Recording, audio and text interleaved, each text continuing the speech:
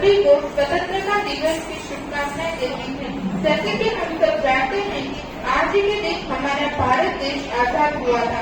किसी भी देश को आगे बढ़ाने के पीछे और उस देश के उन्नति के पीछे उस देश के सरकार का सहयोग होता है। सरकारों की कई प्रकार की शासन व्यवस्था होती है, जिसमें से आज हम दो प्रकार के शासन व्यवस्था के बारे में जानेंगे।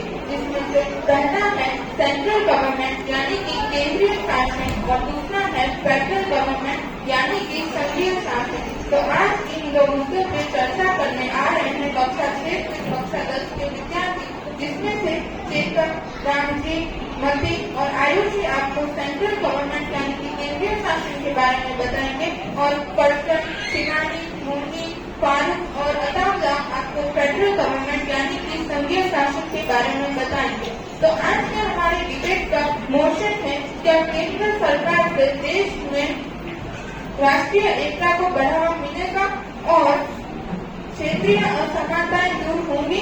तो इस मुद्दे पे अपना मंतव्य रखने आ रहे हैं चेतन, जो आपको सेंट्रल गवर्नमेंट के कुछ फायदे बताएंगे।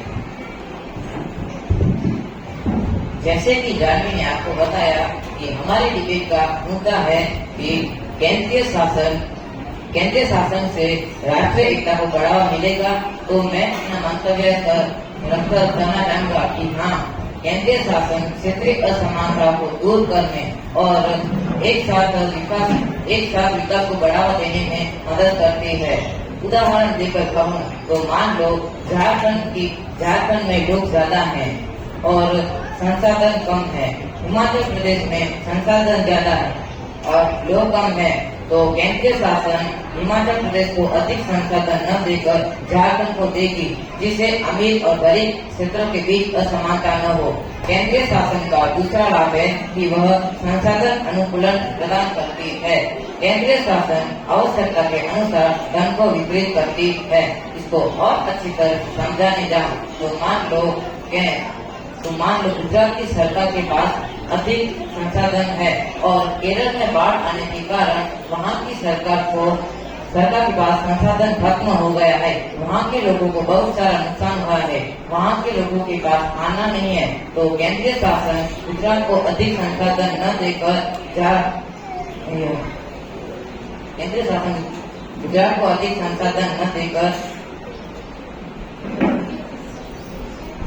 झारखंड को देगी। इससे पूरे देश में सुव्यवस्था मिल सकती है। केंद्रीय शासन का तीसरा लाभ है संकट प्रबंधन। देश में कहीं संकट आया हो तो केंद्रीय शासन उसकी मदद करती है। उदाहरण देकर कहूँ तो मणिपुर में हिंसा हुई है और वहाँ की स्थानीय शासन वहाँ के हालात को संभाल नहीं पाई है, तो ऐसे मामलों में केंद्रीय केंद्रीय पुलिस को भेजकर वहाँ शांति और शासन व्यवस्था बनाए रखने में मदद करेगी। इससे पूरे देश में शासन व्यवस्था बनी रहेगी। केंद्रीय शासन का एक और लाभ है कि वह मजबूत अंतर्राष्ट्रीय स्थापित करने में और अपनी उपस्थिति और बेहतर विदेश नीति बनाने में मदद करती है, जो कि किसी भी देश के लिए अंतर्राष्ट्रीय मामलों में बातचीत और अपनी उपस्थिति को पूरे विश्व में अच्छे से प्रदर्शित करने की क्षमता को बढ़ाती है। हाल ही का उदाहरण देखकर कहूँ तो भारत अपनी बेहतर विदेश नीति और मजबूत अंतर्राष्ट्रीय बल पे ही रशिया और यूक्रेन के युद्ध के बीच दोनों देशों से बेहतर संबंध बनाए रखा है। एक दूसरे देश के विरोध होने के बाद भारत के प्रधानमंत्री दोनों देशों का दौरा कर चुके हैं। अभी विपक्षी तरफ से अपना मंतव्य रखने आ रहे हैं अताउल्लाह, जो आपको सेंट्रल गवर्नमेंट की कुछ डिसएडवांटेजेस बताएंगे।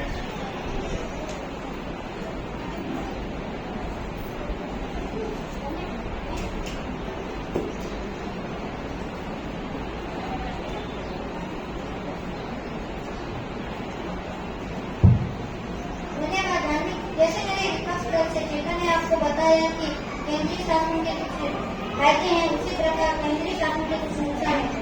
पहला नुकसान है कि केंद्रीय शक्तियों की दुरुपयोग की संभावना होती है। केंद्रीय शासन राजनीतिक शक्तियों की संपीड़न की ओर ले जा सकता है, जिसके परिणाम स्वरूप शब्दावधि, व्यवहार, केंद्र अधिकारियों द्वारा शक्तियों का दुरुपयोग हो सकता है। केंद्रीय शासन व्यवस्था में नियंत्रण और संतुलन का अभाव होता है। केंद्रीय प्राधिकरण पर कम नियंत्रण हो सकता है, जिससे भ्रष्टाचार और सत्ता के दुरुपयोग का जोखिम बढ़ जाता है। दूसरा और इसका नुकसान है सीमित नीति नवाचार यानी लिमिटेड पॉलिसी इनोवेशन होता है। नीति निर्माण पर केंद्रित स्थानीय सरकारों का प्रयोग करने पर नए कार्यक्रमों को शुरू करने की क्षमता को सीमित कर सकता है। यदि केंद्रीय सरकार नए विचारों को अपनाने या बदलती परिस्थितियों के अनुसार अनुकूलित करने में धीमी है तो इससे एक समान दृष्टिकोण प्रतिरोध का कारण बन सकता है। और तीसरा एक व्यवस्था कारण है राष्ट्रीय स्थिरता का जोखिम बढ़ जाता है। यदि केंद्रीय नीतियों ग्लोबल अनुचित या प्रभावित माना जाता है तो इससे बहुत असंतोष और अशांति बनी रहती है। अभी अपना मंतव्य रखने आ रहे हैं मोदी और पार्क, जो आपको फेडरल गवर्नमेंट के कुछ एडवांटेज बताएंगे। धन्यवाद जानू। संघीय शासन व्यवस्था में संयोजना करता है। जैसे कि भारत एक अत्यधिक विविधतापूर्ण देश है, जिसमें कई भाषाएं, संस्कृति और धर्म है।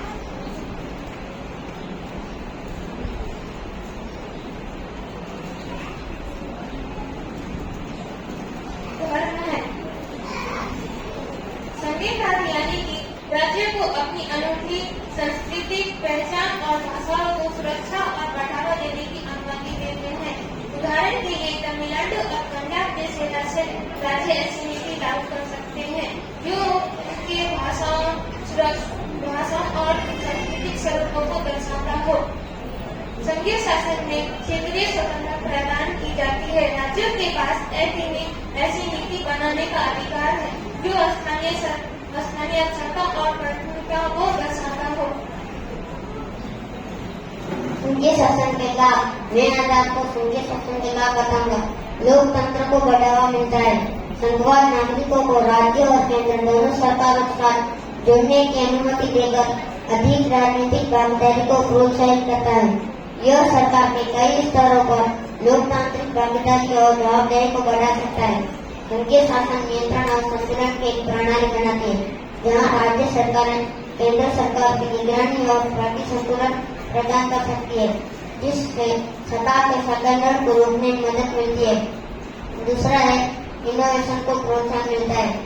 राज्य आर्थिक विकास, शिक्षा और स्वास्थ्य सेवा जैसे मुद्दों को संबोधित करने के लिए विभिन्न नीतियों और दृष्टिकोणों के साथ प्रयोग कर सकते हैं। संघीय निवेश आकर्षित करने सेवाएं और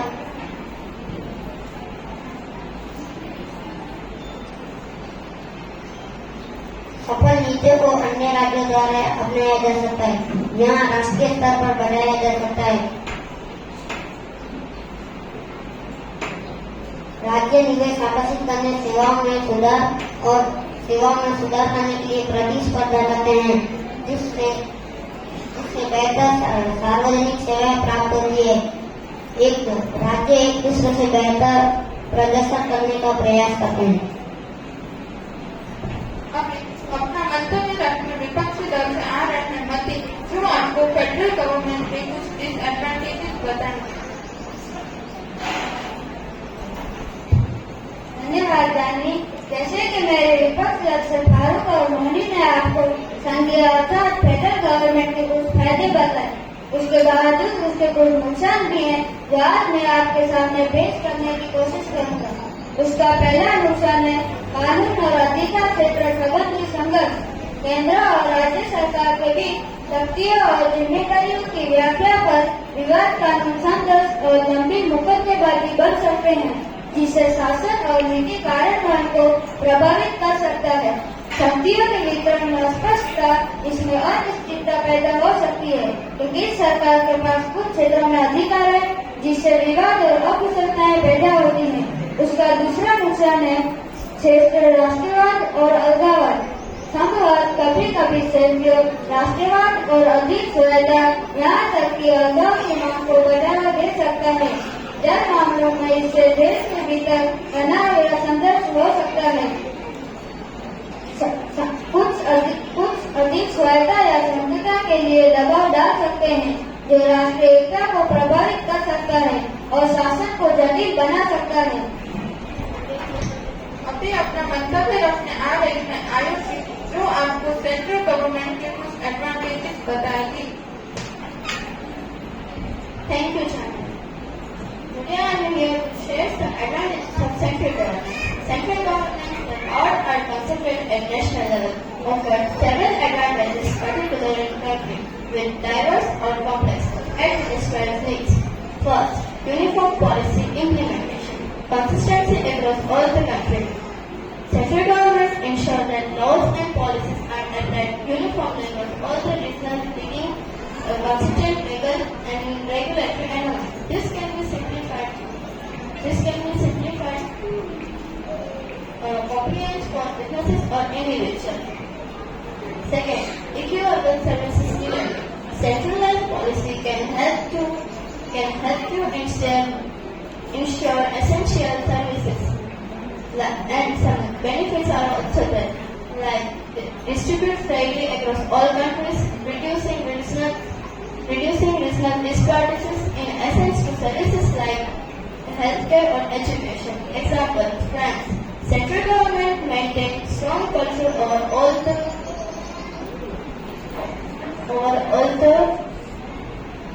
regional administration and policies. Thank you. अभी विपक्ष की तरफ से अपना मंतव्य रखने आ रही है शिवानी, जो आपको सेंट्रल गवर्नमेंट के कुछ डिसएडवांटेजेस बताएगी। Central government, while offering several benefits, also has its disadvantages. Now, I would like to tell you about disadvantages of central governance. First one, lack of local responsiveness. One size fits all approach, centralized system making can result in policies that do not account in local conditions, needs or preference. This can lead to ineffective or inefficient solution in diverse regions. Second point, overburden central administration. Administrative overload, central government becomes overwhelmed with vast array of responsibilities, leading to inefficiencies and delays in policies implementation. Bureaucratic complexity. Concentrating power at the central level can create complex bureaucratic structures that are slow to adapt and respond to new challenges. अभी federal government में से भी अपना मंतव्य रखने आ रहे हैं person, जो आपको फेडरल गवर्नमेंट के कुछ एडवांटेजेस बताएंगे। धन्यवाद धर्मेंद्र, मेरा मंतव्य रखने का मौका दिया। ऐसे ही विपक्षी दल से फेडरल गवर्नमेंट के कुछ नुकसान बता रहे हैं, ऐसे ही फेडरल गवर्नमेंट के बहुत सारे फायदे भी है, जिनमें से थोड़े मैं आपको बताना चाहूँगा। फेडरल गवर्नमेंट में प्रशासन करने में अधिक निपुणता होती है। फेडरल गवर्नमेंट में विभिन्न क्षेत्रों पर ध्यान केंद्रित कर सकते हैं, जिससे नागरिकों को प्रदान की जाने वाली सेवाओं की गुणवत्ता में सुधार हो सकता है। फेडरल गवर्नमेंट में संसाधनों के अधिक संतुलित बंटवारे की अनुमति देता है, क्योंकि राज्य अपनी प्राथमिकताओं को संबोधित कर सकते हैं, जबकि आवश्यक होने पर राज्य केंद्र सरकार से सहायता प्राप्त कर सकते हैं। एक और फायदा यह है कि फेडरल गवर्नमेंट में एकता और स्थिरता बनी रहती है। भारत की संघीय प्रणाली राष्ट्र को एक सूत्र में पिरोने का काम करती है और राष्ट्रीय एकता को बनाए रखती है। जैसे कि केंद्र सरकार राष्ट्रीय मुद्दों को संभालेगी और राज्य सरकार क्षेत्रीय मामलों को संभालेगी। फेडरल गवर्नमेंट राज्यों के स्थानीय मामलों को नियंत्रण कर सुविधा प्रदान करती है, जिससे राष्ट्रीय विवाद होने की संभावना कम हो जाती है। एक और फायदा यह है कि फेडरल गवर्नमेंट में राज्य का आर्थिक विकास होता है।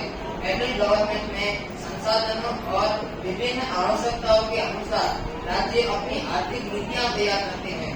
फेडरल गवर्नमेंट में लोगों की बेसिक नीड यानी आर्थिक सामान्य जरूरियातें पूरी होती है।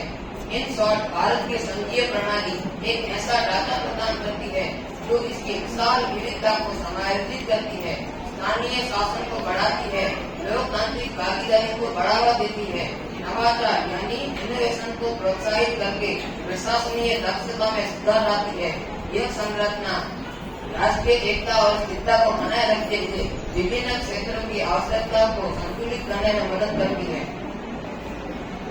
अब इस पर्सनल की बात का विरोध करते हुए विपक्षी दल से अपना मंतव्य रखने आ रहे हैं राम जी, जो आपको फेडरल गवर्नमेंट के कुछ डिसएडवांटेजेस बताएंगे। धन्यवाद गांधी। जैसे मेरे सामने की अनुमति ने आपको बताया कि फेडरल गवर्नमेंट यानी संघीय शासन के कुछ नुकसान है, उसी के पक्ष में मैं अपना मंतव्य रखने जा रहा हूँ। पहला है कि जटिलता और नौकरशाही अक्षमता रहती है। अगर केंद्र और राज्य सरकार के बीच शक्तियों का विभाजन हुआ, इससे जिम्मेदारियों के बारे में पता नहीं चलेगा, जिससे निर्णय लेने में देरी हो सकती है। दूसरा इसका नुकसान है कि क्षेत्रीय असमानता। जैसे गठन ने आपको बताया कि फेडरल गवर्नमेंट यानी संघीय शासन होने से आर्थिक विकास होता है, तो मैं उसके विरुद्ध में यह कहना चाहूंगा कि फेडरल गवर्नमेंट यानी संघीय शासन कभी कभी आर्थिक विकास में असमानता लाता है। उदाहरण के समझाऊं तो जो अमीर राज्य होगा वो ज्यादा रिसोर्सेज का यूज कर पाएगा, जबकि गरीब राज्य होगा वो कम रिसोर्सेज का यूज कर पाएगा। इससे जो अमीर राज्य होगा वो ज्यादा डेवलप कर पाएगा और गरीब राज्य होगा वो कम डेवलप कर पाएगा। इसलिए एक ही सरकार होने से सभी को समान तरीके से रिसोर्सेज मिलेंगे और सभी समान तरीके से विकास करेंगे। तीसरा नुकसान है कि राजनीतिक विखंडन होता है। कई सारी सरकार होने से राजनीतिक विखंडन और राज्य केंद्र के अधिकारियों के बीच संघर्ष होता है। उदाहरण के समझा तो अगर एक मुद्दे पर दोनों पक्ष से असहमति आए तो इससे तनाव पैदा हो सकता है और शासन में मुश्किल आ सकती है। राजनीतिक दल अक्सर स्थानीय समर्थन हासिल करने के लिए राज्य स्तरीय मुद्दों पर ध्यान देता है, जिससे कभी कभी राष्ट्रीय नीतियों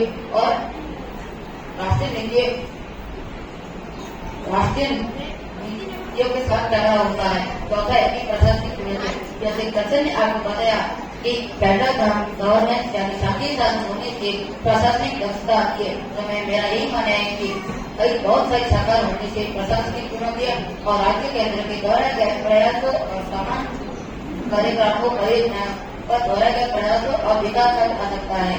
उस राज्य में कुछ कार्य को सही तरीके से करने के लिए प्रशासनिक चुनौतियां और एक्सपर्ट की कमी हो सकती है, इससे नीतियों का अकुशलता और अप्रभावशाली कार्य होता है। इसमें केंद्र सरकार की क्या भूमिका रहेगी? ऐसे मामलों में जहाँ सरकार या राज्य सरकार अपना काम सही तरीके से नहीं कर रही, वहाँ केंद्र सरकार हस्तक्षेप कर सकती है और तनाव को रोक सकती है, जिससे राज्य के फ्रीडम पर अतिक्रमण हो सके। यह कानूनी विवादों, राजनीतिक विखंडन, प्रशासनिक चुनौतियाँ, क्षेत्रीय असमानता जैसी चुनौतियां भी प्रस्तुत करती। इन चुनौतियों का समाधान करने के लिए संशोधन आवश्यकता सरकारी अंतर संबंधों को मजबूत बनाने के लिए बहुत सारे प्रयास करने पड़ेंगे। जैसे कि हमने दोनों पक्ष के मंतव्य को सुना, तो आपका इसमें क्या मंतव्य है? आपको क्या लगता है कौन सा शासन देश को अच्छी तरीके से चला सकता है?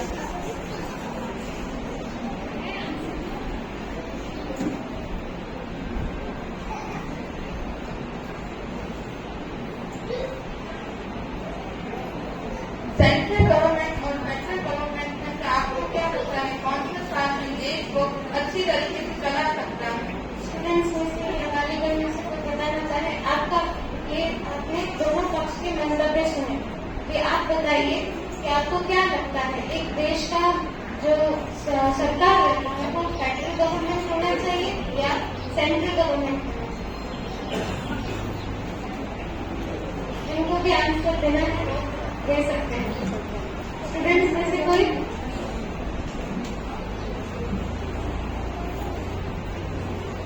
ओके, रुद्र बताइए।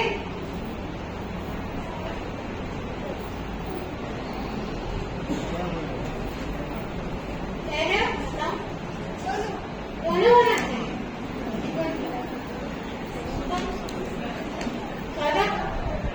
फेडरल गवर्नमेंट होना चाहिए। Arjun federal government, Hussain federal, तो ज्यादातर बोल रहे हैं फेडरल गवर्नमेंट होना चाहिए। तो अब हम सुनते हैं जानवी का इसके क्या पॉइंट ऑफ व्यू है। मेरा यह मंतव्य है कि कोई भी शासन अच्छा या बुरा नहीं होता है, तो उस शासन पर निर्भर करता है कि वह देश को किस तरीके से चला रहा है। धन्यवाद।